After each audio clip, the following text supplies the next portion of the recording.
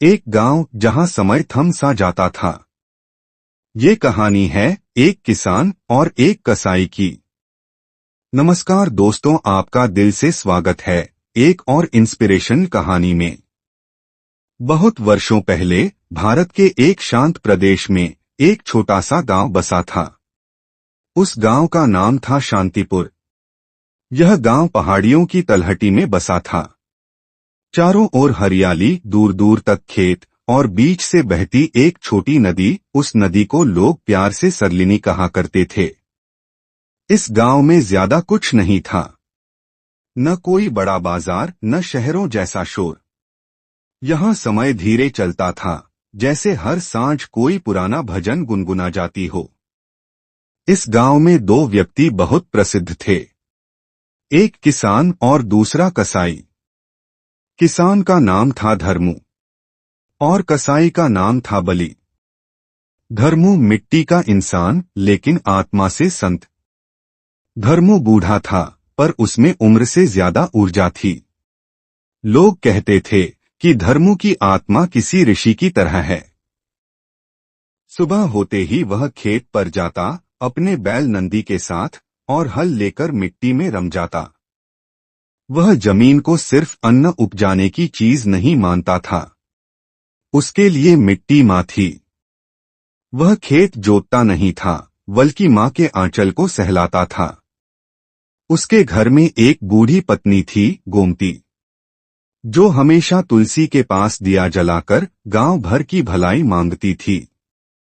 उनका बेटा मनु पढ़ाई के लिए शहर गया था।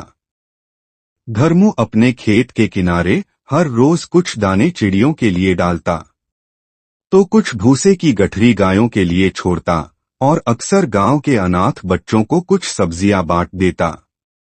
उसका सिद्धांत था, जो धरती को देगा उसे धरती 100 गुना लौटाएगी, लेकिन जो काटेगा उसे जीवन भी काटेगा। गांव का दूसरा प्रसिद्ध आदमी था बली। वह एक कसाई था। बली नाम से ही डराता था। लंबा, मोटा, गहरे रंग का, दाढ़ी मूंछों से भरा चेहरा और लाल आंखें। उसकी दुकान गांव के बीचों बीच थी, जहां रोज जानवरों का कत्ल होता था। मांस की गंध से आसपास का इलाका बदबूदार रहता, लेकिन बली को कोई फर्क नहीं पड़ता था। बली को क्रूरता में मजा आता। वह कहता, कमजोरों के लिए दया होती है, ताकतवर को डर फैलाना होता है। उसका बेटा शक्ति भी उसी राह पर चलने लगा। जानवरों को पत्थर मारना, गांव के बच्चों को डराना और शराब पीकर गालियां देना उसका रोज का काम था। धर्मू ने कई बार देखा कि बली गायों को भूखा बांधता है, प्यासे बैलों को मारता है और घायल जानवरों को तड़पने देता है। एक दिन उसने बली को चेतावनी दी, बली, ये सब बंद कर दे। तू समझता है कि जानवर तुझे कुछ नहीं कह सकते, लेकिन ऊपर वाला सब देख रहा है। जो इनकी कराहते हैं वो आकाश तक जाती हैं। बली हंसते हुए बोला, धर्मू बाबा, तू बूढ़ा हो गया है। तेरी तरह खेती करूं तो भीख मांगनी पड़ेगी। तूने अपनी पूरी जिंदगी मिट्टी में गाड़ दी, और क्या पाया? बस एक पुराना झोंपड़ा। धर्मू ने कुछ नहीं कहा, बस इतना बोला, जब समय बदलता है तो सबसे पहले अहंकार गिरता है। गांव में समय यूं ही बीतता रहा, पर जो आंखें देख रही थीं, वे सब समझ भी रही थीं। बली का कसाई खाना अब एक व्यापार से बढ़कर आतंक का केंद्र बन चुका था। हर सुबह वहां गायों, बकरियों और भैंसों को लाया जाता, बांधा जाता और फिर बिना किसी संवेदना के गला काटा जाता। गांव के बच्चे उस ओर से गुजरने से डरते थे। कई बुजुर्गों ने शिकायत की, लेकिन बली ने धमकाकर सबको चुप करा दिया। बली अब इंसानों में भी दया नहीं दिखाता था। एक दिन एक बूढ़ा किसान अपनी गाय को छुड़वाने बली के पास आया। बली ने उसे गालियां दी और गाय को उसी दिन काट डाला। धर्मू ने यह सब देखा। उसकी आंखें भर आईं। पहली बार वह रात को अपने आंगन में बैठकर रोया। उसने कहा, हे प्रभु, ये धरती माँ के दूध देने वाले जीवों का इतना अपमान क्यों? क्या सच में इस संसार में अधर्म हंसता है और धर्म रोता है? धर्मू अब बूढ़ा हो चला था, लेकिन वह अपना एक भी दिन बिना काम के नहीं बिताता था। एक दिन जब गांव में चोरों का हमला हुआ, तो धर्मू ने अपनी गेहूं की बोरियां गांव के सबसे गरीब परिवारों को दे दी। उसकी पत्नी गोमती ने विरोध नहीं किया। उसने सिर्फ इतना कहा, हम भूखे रह लेंगे, लेकिन किसी की रोटी का हक नहीं छीनेंगे। उस दिन गांव के लोग धर्मू को जीवित संत कहने लगे। फिर एक ऐसा साल आया जब मानसून नहीं आया। आकाश में बादल आए पर बरसे नहीं। खेत सूख गए।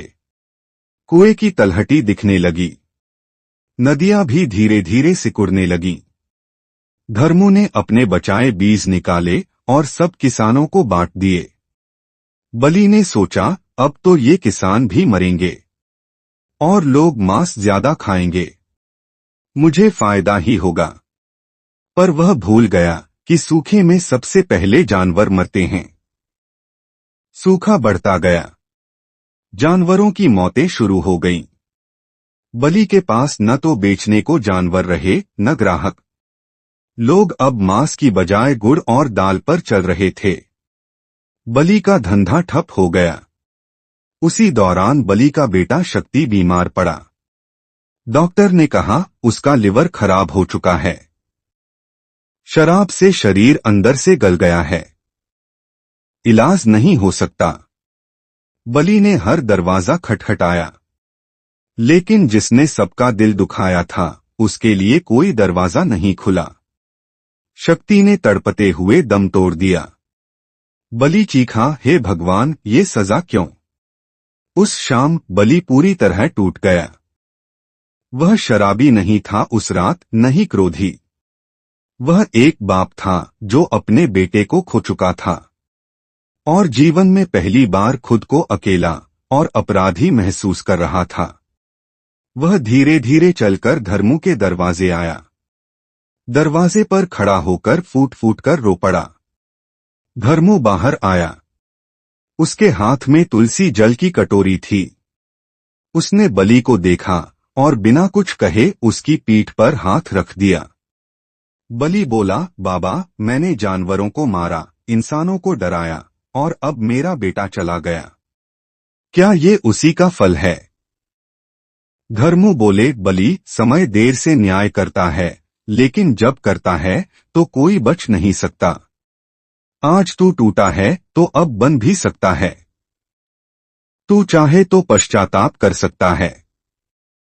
बलि ने धर्मू के पैर पकड़ लिए। उस दिन गांव के लोगों ने पहली बार बलि को पशु की तरह नहीं, इंसान की तरह रोते देखा। अगले दिन रात के समय अंधेरे में धर्मू के घर के आंगन में टिमटिमाता दीपक जल रहा था। उस प्रकाश में बलि का झुका हुआ चेहरा साफ दिखता था। वह चेहरा जो वर्षों तक घमंड, क्रूरता और खून से सना रहा था, अब वह पहली बार शर्म और पछतावे से भीगा हुआ था। धर्मू ने बलि को घर में बुलाया। उसके लिए पानी रखा और थोड़ा सा सूखा चना लाकर दिया। बलि ने कांपते हुए हाथों से चने लिए। यह वही बलि था जो कभी मांस के टुकड़े देखकर भी दूसरों पर हंसता था। धर्मू बोले, बलि, तेरे जीवन में अब दो रास्ते हैं। पहला, पछतावा करते रह और खुद को जला डाल। दूसरा, अपने कर्मों से नया जीवन शुरू कर और समाज के लिए कुछ कर जा। बलि सिर झुकाकर बोला, बाबा, अब मुझे कोई काम नहीं देगा। मैं कसाई रहा हूं। सब मुझसे डरते हैं। धर्मू ने अपनी लकड़ी की छड़ी उठाई और कहा, तू मेरे साथ चलेगा और सबसे पहले अपने कसाई खाने को बंद करेगा। अगली सुबह गांव के लोग हैरान थे। बलि ने अपने कसाई खाने की दीवार पर एक तख्ती टांग दी थी कि अब यहां जानवर नहीं मारे जाएंगे, अब यहां सेवा होगी। बलि ने खुद अपने हाथों से खून की नालियों को धोया, दीवारें सफेद की और वहां गायों के लिए एक छोटी गौशाला बनानी शुरू कर दी। कई गांव वाले हंसे, कई ने शक किया, लेकिन धर्मू उसके साथ हर दिन वहां जाता, बलि को गोबर से लीपा हुआ पानी लाने को कहता, घास काटने को कहता और बीमार गायों की मरहम पट्टी करवाता। बलि का मन बदल रहा था। अब वह जीवन में पहली बार दूसरे के लिए कुछ कर रहा था। धीरे धीरे गांव वालों ने बलि की मेहनत देखी। उसने मांस बेचना छोड़ दिया, शराब छोड़ दी, गालियां देना बंद कर दिया। एक दिन वह गांव के मंदिर में गया, जहां उसे कभी पुजारी ने मंदिर के द्वार पर खड़ा नहीं होने दिया था। उस दिन पुजारी ने खुद उसे भीतर बुलाया और कहा, बलि तू अब बदल चुका है। यही है सच्चा धर्म, भीतर की हिंसा छोड़ना। कुछ साल बीत गए। बलि अब लोगों की नजरों में एक सेवक बन चुका था। लेकिन उसी दौरान धर्मू बीमार पड़ गया। वह बिस्तर पर था।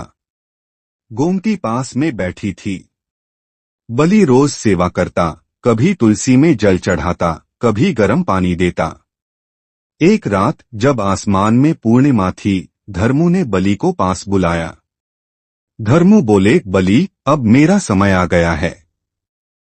लेकिन मुझे खुशी है कि तू अब वो नहीं रहा जो कभी था। मेरी आखिरी इच्छा है कि तू इस गांव के बच्चों को बताना कि कर्म कैसे लौटते हैं और कैसे बदला जा सकता है। बलि की आंखों में आंसू थे। उसने धर्मू का हाथ चूमा। वह रात धर्मू की अंतिम रात थी। गांव का सूरज उस दिन कुछ देर से उगा और धर्मू की चिता की राख में एक नया सूरज जन्म ले चुका था। कुछ महीनों बाद गांव में एक सन्यासी आए। वे भगवान बुद्ध के शिष्य थे। गांव वालों ने उन्हें धर्मू की कर्मभूमि दिखाई। बलि ने उनके पैर छुए और कहा, बाबा क्या मेरा पाप मिट सकता है? मैंने बहुत कुछ गलत किया था। सन्यासी मुस्कुराए। उन्होंने अपनी कमंडल से कुछ जल लिया और बोले, बुद्ध कहते हैं कि कोई भी व्यक्ति चाहे कितना भी नीचे क्यों न गिरा हो, यदि वह सच्चे मन से पछताता है और सेवा करता है तो वह ब्रह्मलोक तक जा सकता है। तू अब कसाई नहीं रहा बलि, तू अब एक कर्मयोगी है। बलि की आंखों से आंसू बह निकले और उसी समय सरलिनी नदी की धाराएं फिर से बहने लगीं। मानो धरती भी माफ कर चुकी थी। दोस्तों, इस कहानी से हमें यह संदेश मिलता है कि कर्म का फल कभी खोता नहीं। बुरा करो तो समय खून बनकर लौटाता है। भला करो तो वक्त फूलों की चादर बिछा देता है। पर हर इंसान को मौका मिलता है बदलने का, और वही बदलाव ही असली मोक्ष है।